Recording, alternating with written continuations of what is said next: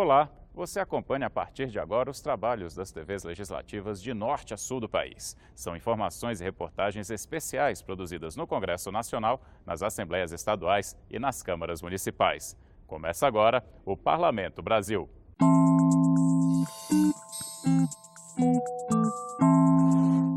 Crianças com restrição alimentar no Mato Grosso já podem lanchar sem medo.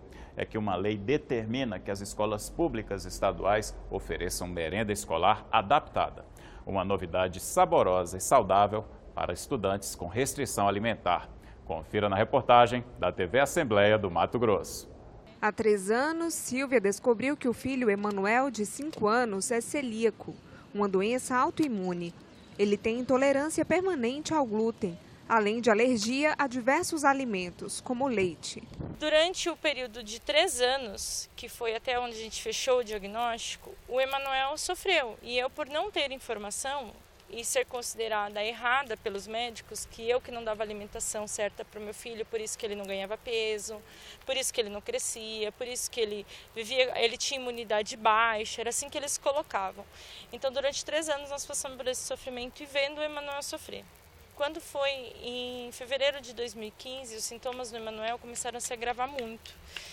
E aí foi onde eu informei para o pai que eu ia largar todo o meu profissional, toda a minha vida para poder diagnosticar meu filho. E aí começou a minha jornada com os médicos. A mãe do menino conta que sempre levou a alimentação do filho para a escola, pois a merenda oferecida não era adequada às restrições alimentares do Emanuel. Foi muito difícil, porque a doença é vista como frescura. Não pode tocar, não pode beijar, não pode pegar nele. Então foi muito difícil, mesmo eu oferecendo laudos médicos, oferecendo material informativo, passando orientações, a gente encontrou barreiras dentro da escola. O Emanuel não comia e não bebia nada da escola, tudo era fornecido por nós. Nós que levávamos toda a alimentação dele, inclusive a água que ele bebia, nem a água era oferecida pela escola. Esta nutricionista reforça: a alergia e a intolerância alimentar são problemas sérios e necessitam de atenção especial da escola, dos pais e um acompanhamento de um nutricionista. Nós somos o profissional que é capacitado para adequar esse cardápio, para ajudar no reconhecimento dessas enfermidades, dessas problemáticas no nosso público, que são as crianças, no auxílio com os pais, em mostrá-los, orientar, encaminhar esses pais para um médico, para um outro responsável que possa vir a fazer o diagnóstico posterior. Então é fundamental para que a gente consiga atender as necessidades nutricionais da criança, para que ela consiga ter um bom desenvolvimento e um bom acompanhamento aqui dentro da escola, porque essas crianças que têm alguma intolerância e que não é identificado, elas têm dificuldade em absorção de nutrientes, então isso implica em possíveis anemias, diarreias, constipações e outros problemas decorrentes desses agravos, E isso prejudica também o desenvolvimento psicomotor e social também dessa criança no ambiente escolar. A partir da aprovação da Lei Estadual 10.611, as escolas públicas estaduais são obrigadas a fornecer merenda escolar adaptada aos alunos que necessitem de uma alimentação diferenciada. A lei é de autoria do deputado Guilherme Maluf. Merenda escolar, em alguns casos, ela chega a ser a refeição mais importante do dia a dia. É um momento de crise que nós vivemos. Então, a sociedade cada vez mais carente, muitos pais sem emprego.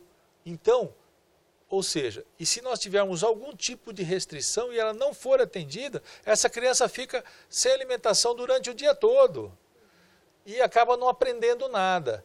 Então nós estamos levantando esse ponto e agora é lei, onde nós temos que dar uma atenção diferenciada a essas crianças que têm necessidades especiais de alimentação. De acordo com a lei, os pais devem apresentar à escola laudos médicos que atestem a restrição alimentar da criança. Qual é a restrição? Se ela é diabética, se ela é hipertensa, se ela tem doença celíaca. Qual é a restrição que ela apresenta para que a gente possa direcionar um cardápio diferenciado? Esta, felizmente, já é uma realidade na creche Maria Eunice. Hoje, 14 crianças que apresentam alguma intolerância ou restrição alimentar são atendidas a partir de um cardápio diferenciado. No ato da matrícula é feita uma entrevista com as famílias e a gente recebe nessa entrevista a anamnese da criança e que a família tem nos informar sobre alguma restrição alimentar ou algum tipo de alergia que a criança tenha alimentar ou alguma outra doença mais grave que no ato dessa informação eles trazem um laudo médico para que a gente tenha um respaldo maior com relação a essa organização. De acordo com a restrição alimentar da criança, então é oferecida a dieta para ela. Um determinado dia que eu tenho uma preparação que vai leite, por exemplo, aí neste caso, ou a gente inclui um leite de arroz, um leite de soja, ou a gente dá uma preparação à base de um suco, por exemplo, né? Hoje a gente tem uma parceria com os pais, para que os pais também, a comunidade escolar, nos auxilie fornecendo alguns alimentos, porque a gente já tinha uma lei federal que trazia essa obrigatoriedade, e agora vem a lei estadual que reforça isso, mas o valor que é repassado por aluno ainda continua sendo o mesmo. Então, em relação ao valor, também temos que ter um outro olhar, porque esses produtos possuem um preço bastante diferenciado. Então, a lei é importante, mas a gente precisa também ter a contrapartida do valor para que a gente consiga atender essas crianças. –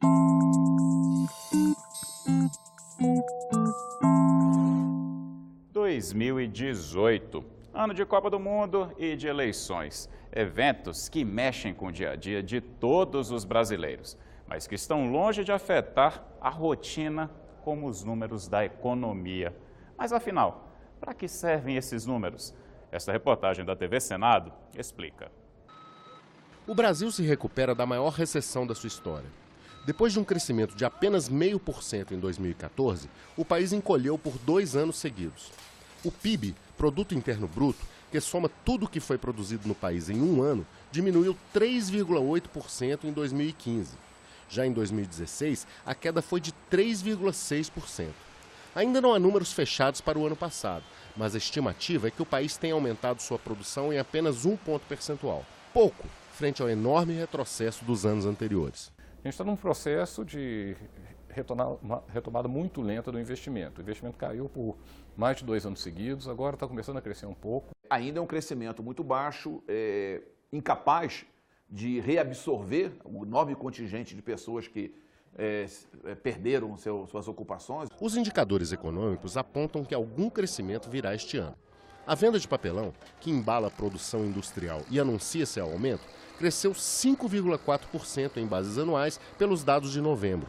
A compra de máquinas e equipamentos, outro indicador da indústria, aumentou 2,9% em 12 meses, como mostram os números divulgados em outubro. Você precisa de investimentos para repor equipamentos que se desgastam, tem uma depreciação natural do estoque de capital que você precisa repor. E nem isso vinha sendo feito nos últimos tempos. Os economistas ouvidos pela TV Senado concordam que a crise deixou muitas máquinas paradas nas fábricas, gerando uma capacidade ociosa muito grande. Isso dificulta a realização de investimentos imediatos, mas a taxa de juros, esta pode variar. Não existe pressão inflacionária significativa, sabe?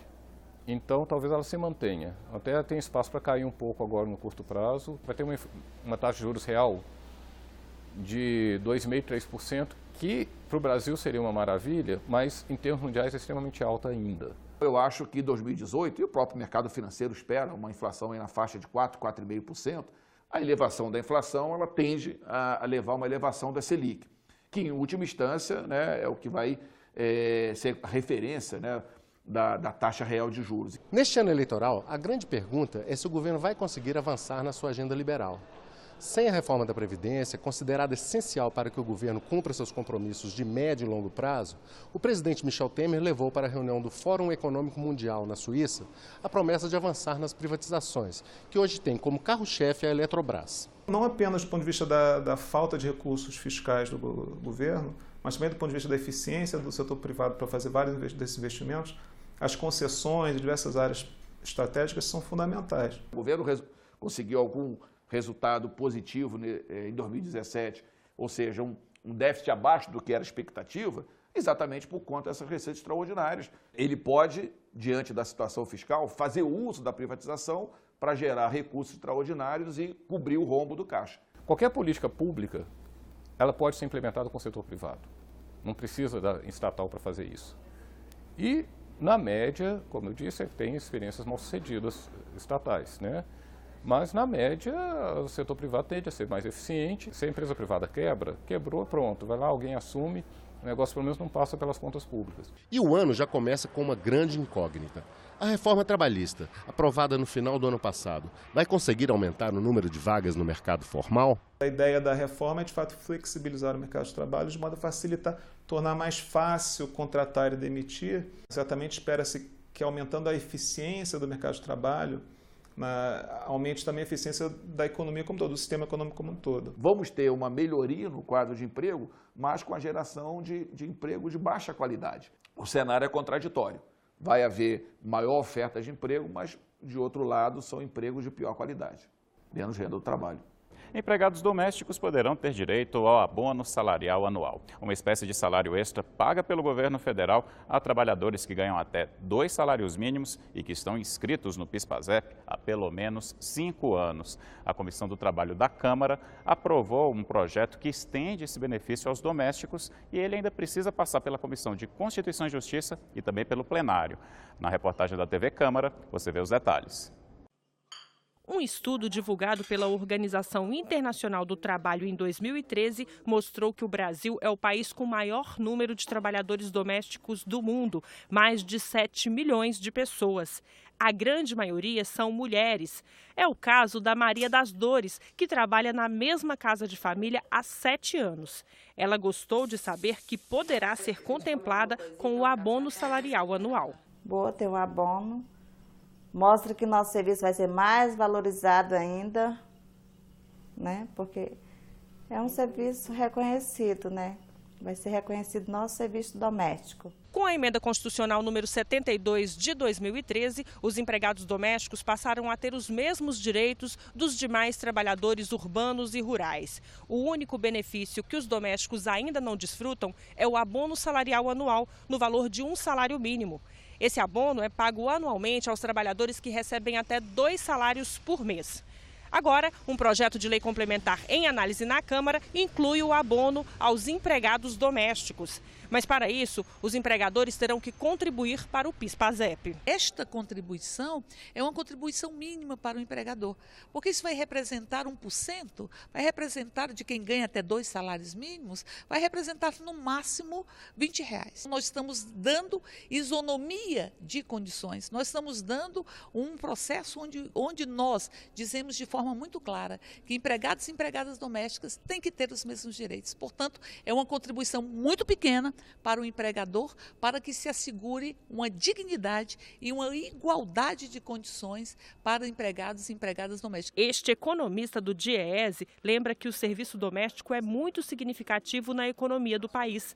Ele elogiou a proposta de lei, já que mais de 90% dos empregados domésticos do país recebem menos de 2 salários mínimos por mês. Apesar do rendimento das empregadas domésticas serem mais baixos do que outros níveis ocupacionais, né, setor indústria, o próprio comércio, né, e o setor público, né, ainda assim o número de empregadas domésticas e empregados domésticos no Brasil, né, acabam se constituindo em um quantitativo expressivo, né, em relação ao próprio mercado de trabalho brasileiro, né, e apesar da renda ser um pouco mais baixa, ainda contribui, né, com a geração de renda, né, e, evidentemente, de crescimento econômico via consumo, né, na realidade nacional.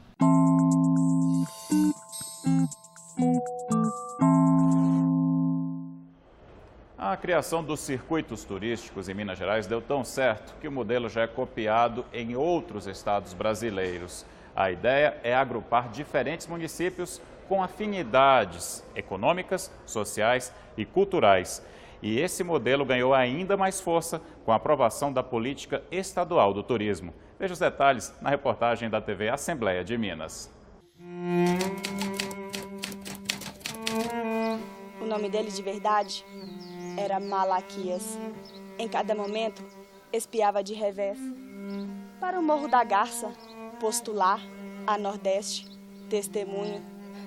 Belo como uma palavra, devia de ouvir pouco, pois a comitiva já o quase alcançara, e ele não dera por isso. Ora, pela calada do dia, ali é um lugar de muito silêncio. O Lugar de Silêncio inspirou as palavras de um dos maiores escritores brasileiros. O Morro da Garça, visto por João Guimarães Rosa durante uma travessia de boiada pelo sertão mineiro em 1952, foi retratado em vários contos. As histórias ouvidas e vividas durante meses nos lugares e fazendas de parada para descanso e alimentação foram anotadas numa agenda. Daqui surgiram personagens como Manuelzão, Miguelim, Riobaldo e Diadorim. Eles transitam entre o real e o imaginário nesta cidade de pouco mais de 2.000 habitantes. Aqui, o casario antigo e os hábitos sertanejos preservados em objetos expostos na Casa de Cultura convidam a um passeio pelo único circuito turístico literário de Minas Gerais. Nós criamos, desde 2001, atividades culturais inspiradas, né, na obra do Guimarães, na infância do Guimarães, e isso tem muita forma de trabalhar o turismo, né, por meio da literatura, mas com atividades baseadas, inspiradas. Esse e outros 47 circuitos mineiros vão ganhar impulso com a política estadual do turismo. A ideia da nova lei é regionalizar as ações de fomento. E para isso, os circuitos são um instrumento fundamental. Ganharam estrutura e status de segmentos do governo no interior.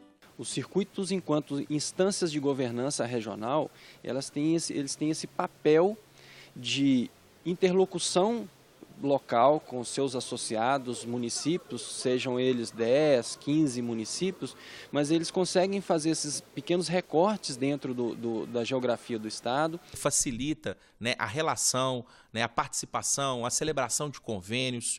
Isso tudo vai estimular cada vez mais a formação de novos circuitos turísticos e também, bem como, né, o ingresso de municípios a circuitos já existentes. Os investimentos no circuito Guimarães Rosa, por exemplo, vão beneficiar 9 cidades mineiras. São lugares e cenários descritos em livros como O Grande Sertão Veredas e Manuelzão e Miguelim. Espera aí, Miguelim. E o Senhor tirava os óculos em punhos e Miguelim com todo jeito. Olha agora! Miguelim olhou. Nem não podia acreditar. Tudo era uma claridade, tudo novo e lindo e diferente, e tonteava. Aqui, ali, meu Deus, tanta coisa, tudo.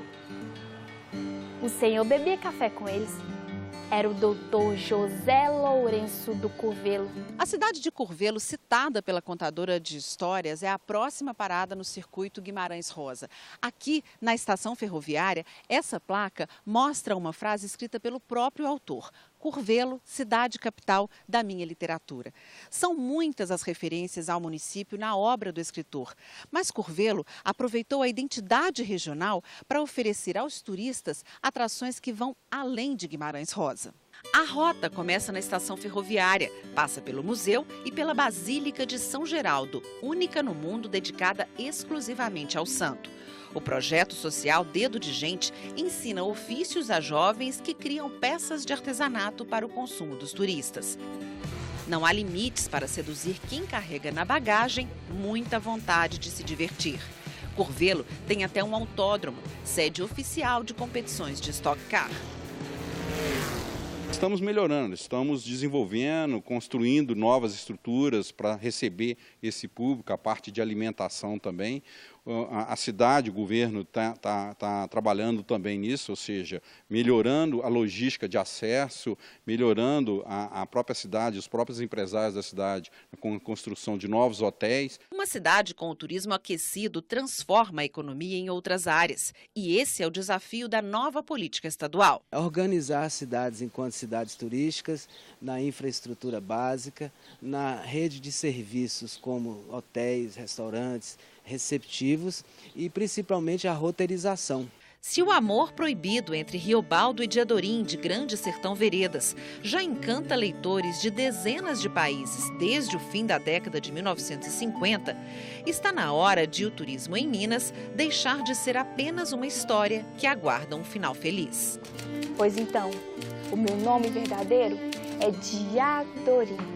Guarda este meu segredo e sempre quando sozinhos a gente estiver, é de Diadorim que você deve me chamar.